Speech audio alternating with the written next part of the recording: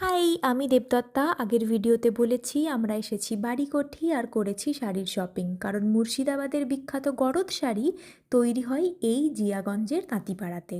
একটা গোটা রাস্তা যেখানে প্রত্যেক বাড়ি থেকে আসছে শাড়ি বোনার আওয়াজ, আর তারা বুনে চলেছে অতি পরিচিত গড়দ শাড়ি।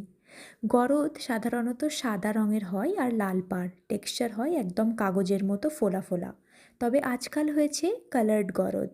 যদিও গরদ কথার অর্থ সাদা, যাতে কোনো রকম ডাই করে কালার করা হয় না, তবে বর্তমান যুগকে মাথায় রেখে বানানো হয় নরম রঙিন গরদ। খুব বেশি দোকানে বসে ভিডিও করার সুযোগ হয়নি, কারণ শাড়ি দেখতে ব্যস্ত ছিলাম। এই শাড়িটা আমি কিনেছি, এই হলুদটা। আর একটা কিনেছি ডুয়াল টোনের এই মেরুন পিঙ্কের কম্বিনেশন, আর একটা সি গ্রিনের সাথে রেড। তবে সবগুলো আমার না, পরিবারের সবার জন্য কিনেছি। আর সবথেকে যেই দোকানের বেশি কালেকশন ভালো লেগেছে তার নামটাও দিলাম।